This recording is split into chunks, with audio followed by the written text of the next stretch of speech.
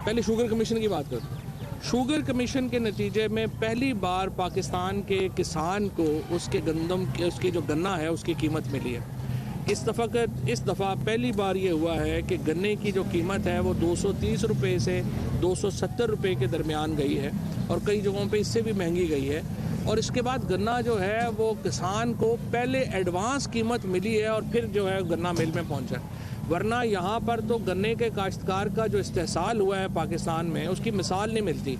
यहाँ Ramzan sugar mill जो थी ये शहबाज शरीफ साहब की और नवाज शरीफ साहब की, यहाँ पे तो ये करते थे कि वहाँ के जो किसान था उसके पास ये ऑप्शन ही नहीं थी कि वो अपनी गन्ना जो है वो कहीं बेच सके।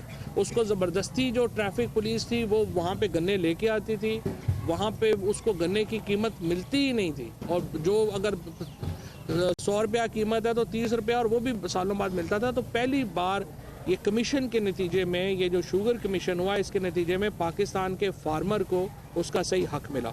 इस तरह ये जो ब्रॉडशीट है इसमें देखिए पाकिस्तान के लोगों का ये हक है कि हमें पता चले कि जो सारे स्कैम्स हुए हैं वो उसका पैसा गया किधर है, ये जो अल्टीमेटली वो जो पेपर्स हैं वो गए किधर हैं। तो ये सारी चीज़ें मिल करके हमारे सामने आनी चाहिए और इंशाल्लाह ये आएंगी। इलेक्ट्रिक कार का आप कह रहे थे सर, इलेक्ट्रिक कार कब तक देर का मामला हो, उनके बाहर जाने का मामला हो या फिर और दीगर हुकूमती मामला, तो आप उसके ऊपर पंजाब गवर्नमेंट को खासी तनकीद का निशाना बनाते रहे, बेहतरी की। आज तो मैंने तारीफ की है। अभी आप क्या समझते हैं 9.5 जो है वो शुरू हो चुका है, पहला महीना भी गुजर गया है, अब आप पंजाब हुकूमत की कारकर्दगी से देखिए पंजाब हुकूमत ने इस साल ये जो ऑर्डिनेंस लेके आए हैं मकामी हुकूमतों का, ये पाकिस्तान की 70 साल तारीख का सबसे बड़ा रेवोल्यूशन है।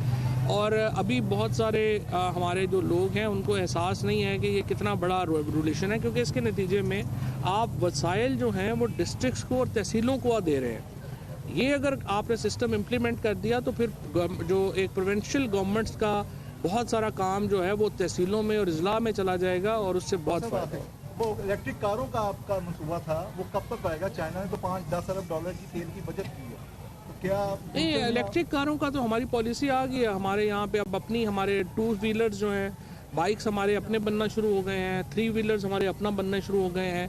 4 व्हीलर्स का ऑर्डिनेंस का इंतज़ार है, इस महीने आ जाएगा, उसकी अप्रूवल हो चुकी है। इलेक्ट्रिक व्हीकल के ऊपर तो हमने पूरी गेम चेंजर पॉलिसीज़ लेके आए हैं। 1 साल के अरसे में आप देखेंगे कि यहाँ पर बहुत बड़ी तादाद में गाड़ियाँ इलेक्ट्रिक के ऊपर चली जाएगी। सर आपकी मिनिस्ट्री का क्रिप्टो करेंसी के ऊपर क्या पॉलिसी होगी? क्या हमने एक मीटिंग इसमें की है वर्चुअल करेंसीज के ऊपर, और उसमें क्रिप्टो करेंसी और बाकी वर्चुअल करेंसी सारी शामिल हैं।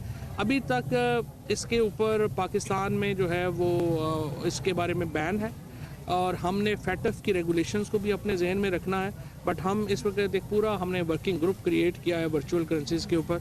इंशाल्लाह हम अगले 3 महीने में कोशिश करेंगे कि वर्चुअल करेंसीज के ऊपर एक पॉलिसी बना के लें। अल्लाह इन सब को सेहत दे। और मैं समझता हूँ देखें शहबाज शरीफ साहब हों, नवाज शरीफ साहब हों, हमें तो किसी को जेल में रखने का शौक़ नहीं है। हमें तो सिर्फ इतना है कि भाई आप ये पहले होता था कि किसी मुखालफ को पकड़ते थे पुलिस वाले, उसको मारते थे और कहते थे बयान खिलाफ दे दो, तो वो खिलाफ बयान दे देता था। अब जो शहबाज शरीफ साहब के ख़िलाफ़ केसेस हैं या नवाज शरीफ के ऊपर केसेस हैं या ये तो सारे कागज़ों के केस हैं।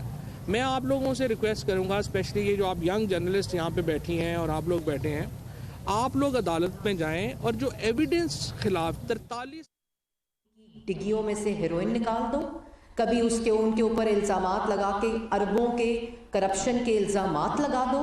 2.5 साल में सरकारी रिकॉर्ड इनके पास होने के बावजूद एक धेले की एविडेंस कोर्ट्स में पेश नहीं किया।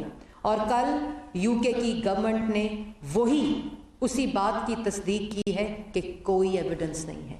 डेली मेल का अपना वकील कहता है कि कोई एविडेंस नहीं। ये अजम्पशंस पे बेस्ड आर्टिकल था जिस पे यूके की हाई कोर्ट ये फैसला सुनाती है कि ये क्लास चेज लेवल 1 का डेफेमेशन है। क्लास 2 ये कहता है कि गिल्टी है, शायद करप्शन हुई हो और क्लास 3 ये कहती है कि करप्शन हुई है और इन्वेस्टिगेशन होनी चाहिए। इन दोनों को रूल आउट करके लेवल 1 पे लेकर गए हैं कि कोई एविडेंस नहीं है। डिफेम करने की कोशिश की है, हाईएस्ट लेवल की डेफेमेशन को इस्टेब्लिश किया गया है। ये है मुख्तसर बात, और यही डुगडुगी आज 2:15 बजे बजेगी। लेकिन शहजाद अकबर साहब, मैं आपको बता दूं, आप जितना मर्जी झूठ बोलें, आप जो मर्जी पाकिस्तान की आवाज़